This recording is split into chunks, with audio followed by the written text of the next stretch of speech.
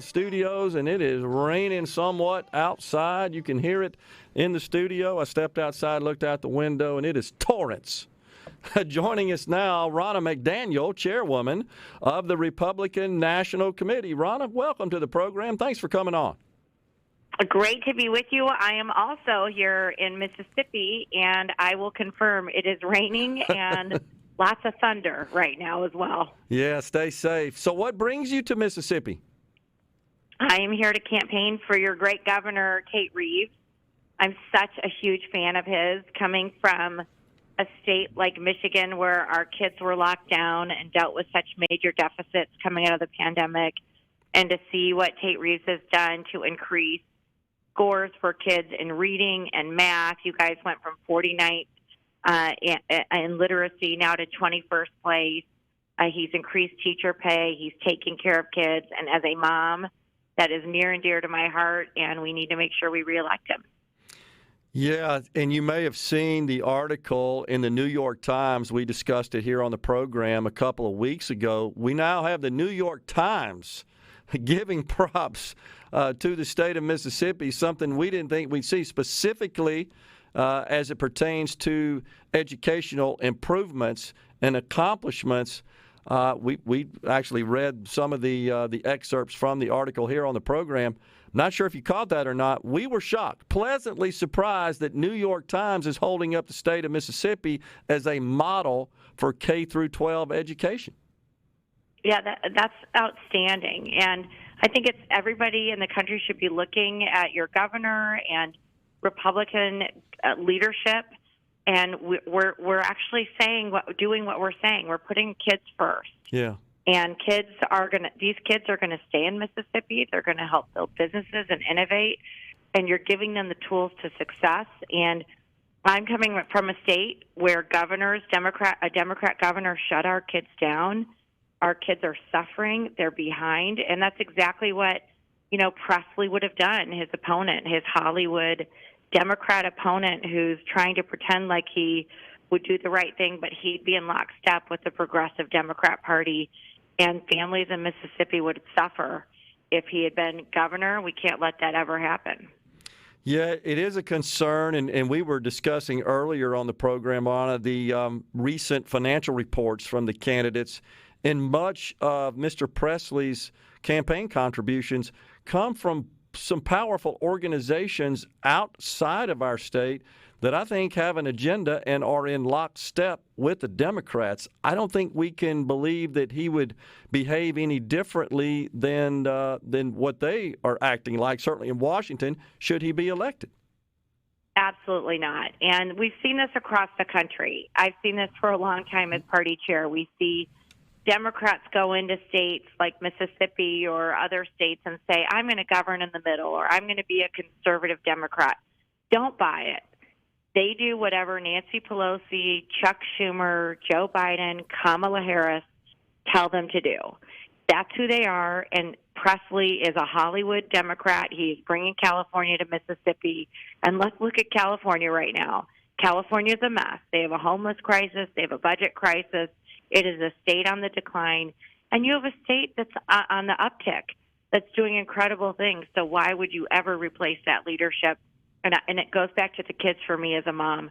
What you've seen with the literacy rates going from 49th to 21st in less than 4 years, that is remarkable, and that's what Tate Reeves has done, and that's a great governor. And you probably saw Governor Gavin Newsom of California recently taking some shots at our governor with respect to gun control, and our Governor Tate Reeves challenged him to a debate on the matter. Can he worry about his own state? He's got disasters all around him. I know. I would love to see that debate, though. Yeah, why doesn't he worry about his own state, which is suffering, which people are fleeing?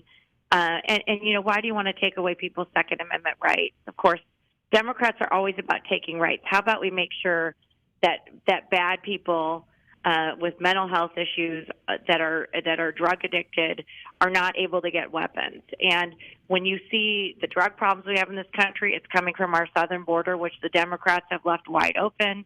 Over 100,000 people died from fentanyl or opioid-related deaths, and the Democrats don't care. Yeah. They don't care. And this is why we need Republican leadership. Republican governors have led the way to the economic recovery in this country, and they are also the ones putting our kids and our families first.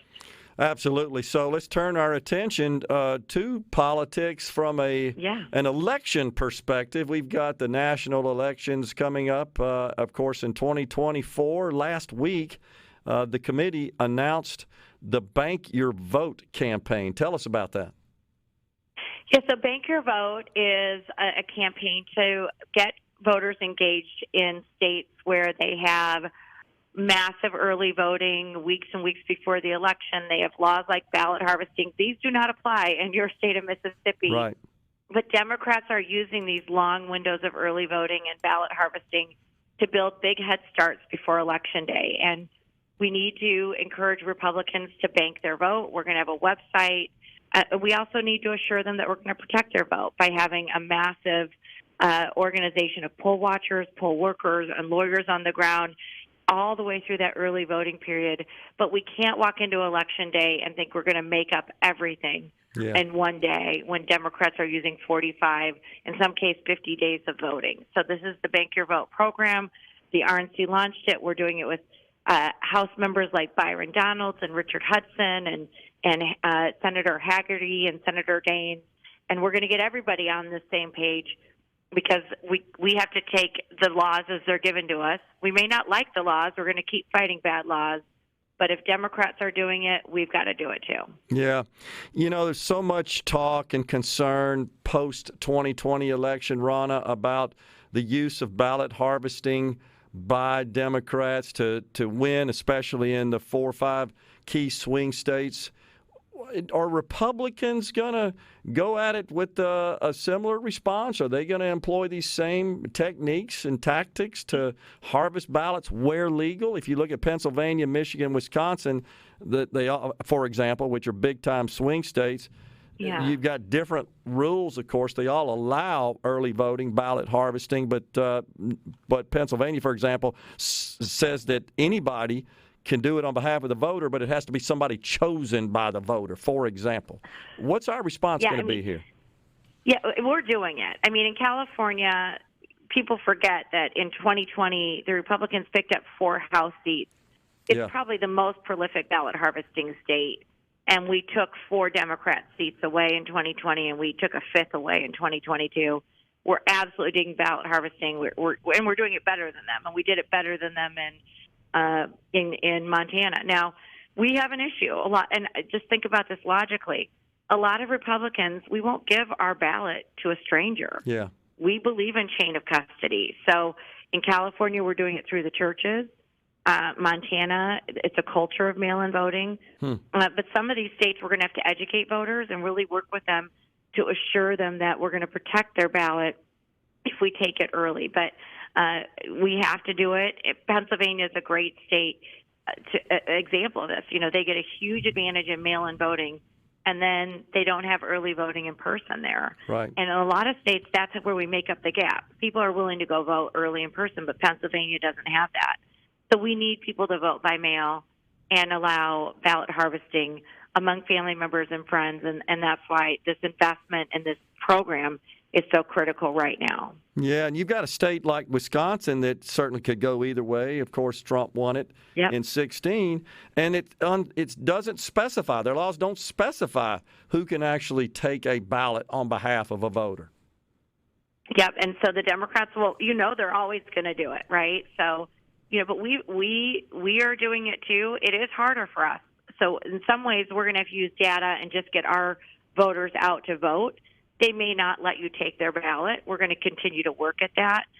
Democrats are better at that. They use the unions and they go ballot harvest. But our voters are much less likely to hand their ballot over to a stranger. But we've got other ways that we can beat them, and that's what we're going to focus on. But banking your vote is critical. Getting those big totals up before Election Day so that on Election Day we can use our resources to find those independents or low propensity voters that we can continue to turn out. And that's something, I believe, Ronna, if you look at all these swing states, the early voting was quite high for the Democrats and not very good for Republicans. They absolutely just dominated in that category, and I think that played a big role in the outcome.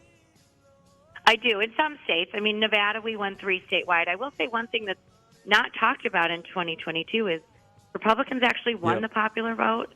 We turned out 4 million more Republicans, That's and in true. every single battleground state, except Pennsylvania, a Republican won statewide. Yep. We actually would have won the Electoral College based on 2022. That's a we good were the harbinger. top vote getter in Arizona, New Hampshire, and Georgia.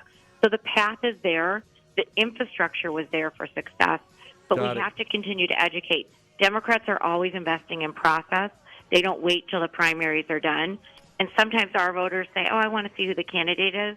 We can't afford that to do Gotcha. that anymore. We have to invest in the process We got to go. year-round. Appreciate it, Ronna. Thanks so much for joining us. Thanks, Appreciate guys. it. Yes. Appreciate you. Yep. Thank you for having me.